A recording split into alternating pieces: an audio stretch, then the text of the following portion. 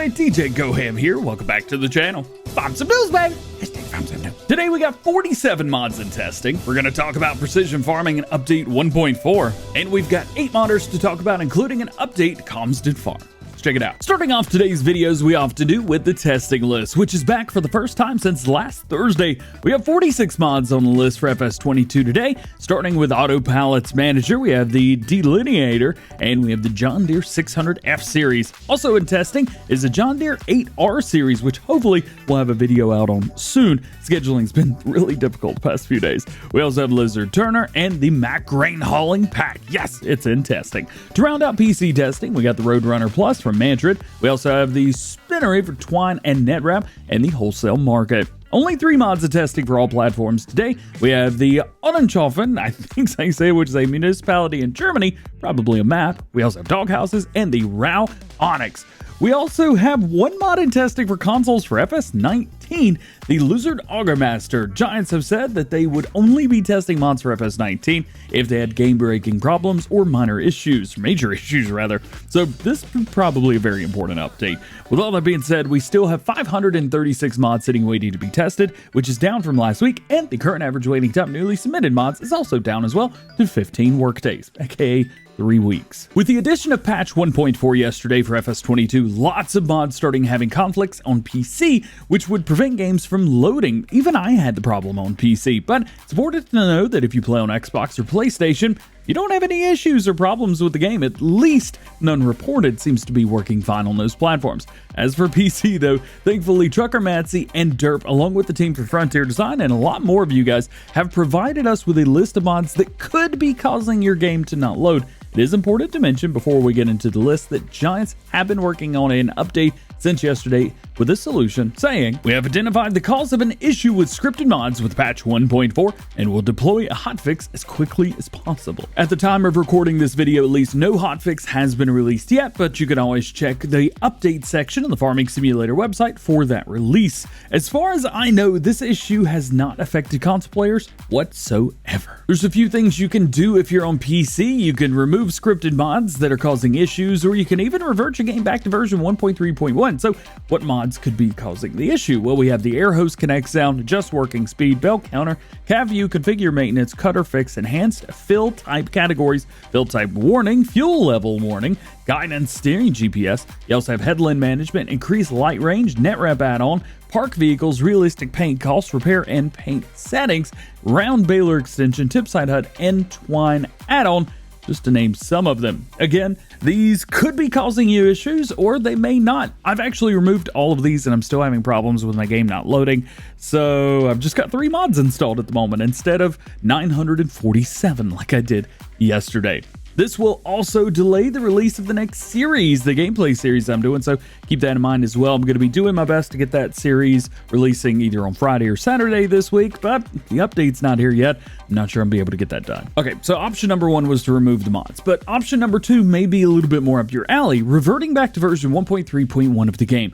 Derp has also provided us with some information on how to do that, with credits to Mike Richardson for this screenshot. If you guys are using Giants version of FS22, hold left shift and click on the start game. Use the branch drop down and click 1.3.1, hit save, and the game will re-download the previous patch and you're all good. This will remove the new equipment that was added in version 1.4 and prevent you from using precision farming, so do keep all that in mind. Once the fix has been posted, I'll let you guys know, that way you can get back to playing normally. Again, console players, you don't have any issues. You can just keep playing like you've always been doing. All right, that's a ton of information on patch 1.4, so let's get away from that, make our way over to modern news, starting with Oxygen David, of course, who has some information for us on the next version of Calmsden Farm. This is going to be update 1.2, which is now set up with a custom Gloucestershire soil map for precision farming and supports linseed. Oxy and his team are currently testing 1.2 right now, and we'll send it off to Giants for testing for all platforms, hopefully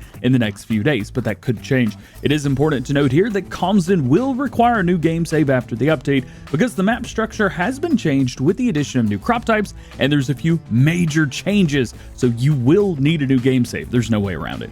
In the meantime, let's take a look at the changelog. We got brand new fruit linseed, custom UK geo with linseed added, created by Disturbed, a couple new and improved ground textures from Bullet Bill, added stars with constellations at night, gate animations now have been moved to the map XML. In multiplayer, all players can now open gates and doors. That's good. We've also got an issue fix on dedicated servers where doors and gates were out of line.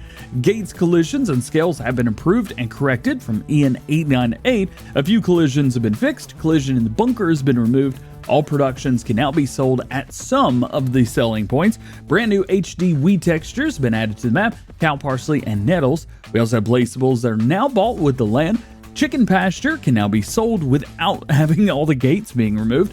They fixed the junk in the barns and the horse items not removing since patch 1.3 was released. Precision farming support with custom cluster soil map, as we mentioned. Land sale signs can now be removed as well, and fix the number plates turning blue in some situations. Again, you're gonna need a new game save for this version of Calmsden Farm, so you've got a little bit of time to prepare for that. Moving on, JA Modding and FS Modding's John Deere 5E series is taking shape and is already in-game, looking much different from the previous version. We even got a shot of it on the back of FS Modding's upcoming flatbed. Fortunately, they haven't offered any new information here, just these screenshots is all we've got. Pulse FS looks to be working on a South American modded version of the Case IH 7150 harvester. I love this. Shown here harvesting some mega bumpy terrain. In true fashion, well, we get no information, of course. Pulse FS does tease some goodies from time to time, so this might be one that we could see sooner rather than later. He also teased this in a screenshot we got last week. Didn't even notice it. Good job, Pulse. This is not a mod that they've released before, so it's a new one to add to the roster. One of the more unique modders out there, Hispano Modding, has a few goodies for us today, saying that 3 of their mods have been sent off to Giants for testing for all platforms. We got the new Holland and Case Baler Pack with the Lizard R90 Merger, the Lizard Trailer Pack, and the Lizard SCHA, which is already out on PC, but it's under the Agromet brand, which is PC only. So Lizard it is. Since we've talked about all of these with the exception of the Lizard Trailer Pack, let's talk about that. This is going to include 5 different models. We have a 23,000 liter version, 28, 36, 45, and 52,000 liter versions. These are trailer versions with spread axle, meaning your tractor won't be bearing the weight of the trailer itself, just pulling it. So that's great. There's a ton of customization here, wheel brands, colors, and so much more to go along with these. I think they're going to be really popular once they release. Here's a name we haven't talked about in a while, Imlodi98, one of the most prolific and successful modders on ModUp of all time in Farm Sim. They posted this little teaser earlier this morning of the Amazon UX 5200. This is a pack that they released back in Farming Simulator 19 for all platforms as well back then. It would include 4 different versions of the sprayer, each with the same 5,600 liter tank, but a different width. They've got available widths of 24 meters, 30, 36, and 40 meter versions. This was also a super popular mod back then because of its wide working width and could be extremely useful in farms in 22 as well. A few days ago, we showed off some upcoming mods from FSG, and today we get a closer look at one of them, their large metal pavilion, which is very nice and well done. It's a huge metal shed that I'm sure a lot of people are going to be enjoying using just because of its appearance, if nothing else. Man, this thing looks good. Oh yeah, and it's in testing right now, and we know the console slot count as well. 9 slots. If you're a fan of the Elk Mt stuff, you're gonna love this one. They've got the rustic cabin, which was in console testing at least this time yesterday, and they always make really nice stuff. I could see this being really popular. This could also be scheduled for a release later today, as it's not on the testing list currently. And lastly today, NitroDad has provided a few new screenshots around his upcoming map, Middleburgh, for PC only. Shown here is one of the farms on the map with a bit of a large area around it for building up the farm and farming alike, so either one you want. If you aren't familiar with NitroDad and his maps from previous Farm Sim games, you definitely need to check him out, link below. And check this out, we had a big news day today after skipping a day for the Precision Farming release yesterday. Skipping Farm Sim news is like skipping leg day. Everybody can tell. Never skip leg day, and never skip a segue to the outro. Just like every episode of Farm Sim News, links to everything that we talked about today can be found in the description. There's no release dates for mods, myself, nor anyone else knows when any mod's going to be released. And if I didn't talk about something you're interested in or curious about, that just simply means that there's no new information at the time of recording this video on that topic. So make sure you stay tuned to the channel for updated information on everything that you want to know about and that you need to know about going on in the world of Farming Simulator. Well guys, that's going to be it for today. Hope you enjoyed the video. If you did, drop a like on it, get subscribed if you're new, join the DjGoHam fam. Make sure your notification bells are on as well. That way you never miss daily Farming Simulator videos of all kinds here on the channel. All being said, I hope you have a great day. We will see you later. Peace.